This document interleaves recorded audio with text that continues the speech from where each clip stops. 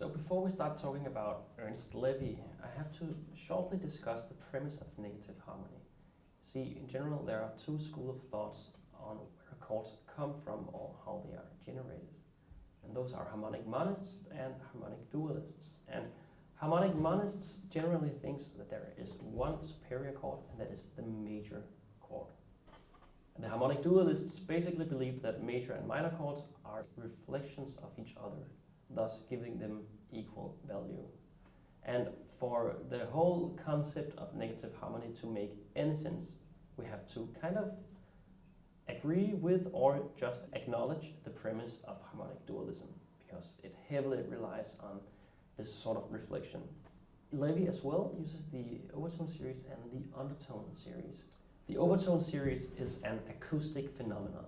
If you activate or play on one string, then it will generate a note and it will generate a sound. And sound is a wave, it's a sound wave, and that has a frequency. So if we play a low C, a sound wave will be created, and this sound wave splits itself, thus generating a tone series. And it is ascending.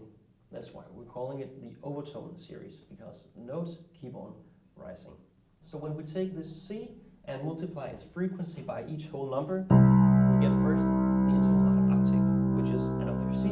The next interval we get is the fifth, which is a G. The next interval is the fourth, which generates a C. And the last interval that at least Levy uses is the major third, also an E. These notes.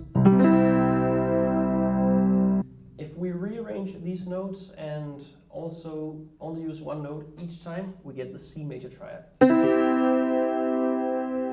This is one of the main arguments that the major triad is the superior triad, because it simply exists in nature. It's an acoustic phenomenon. Now, this is kind of expanding into the infinite. It would keep on rising, but it would also keep on making smaller and smaller intervals.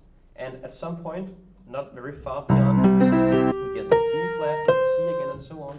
The intervals would keep on getting smaller and smaller in a way that they would actually be between the notes on the piano, which is why the piano is kind of a godsend instrument, because it allows us to play in every single key and modulate, and that would not be possible if it was tuned in the way that the overtone series work.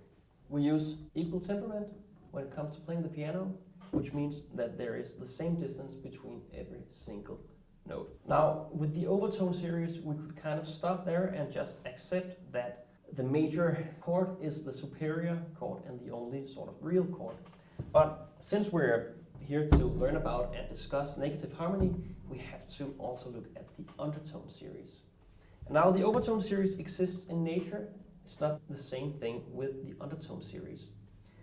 However, if we take the same intervals with the undertone series, the same intervals that was generated when we learned about the overtone series, and that is generated when I activate this low note. If we take the same intervals but go in the opposite direction, which means we get a tone series that is symmetric, but in the opposite direction to the overtone series, we get something called the undertone series. In order to create and generate a chord that makes sense, we have to kind of move our starting point up on the piano so we get a higher note. Since we're about to reach the lower notes, it wouldn't make much sense to start here, because we will simply run out of notes very quickly. So let's just start on the C again. The first interval created was the octave, another C. The second interval was the perfect fifth.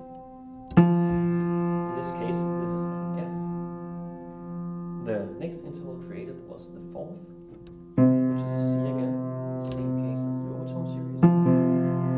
The next interval created was the major third, in this case an A flat. Now, if we take these notes and rearrange them and only play each note one time, we get F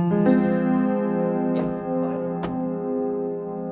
So the overtone series from C generated C major chord. The undertone series also from C generated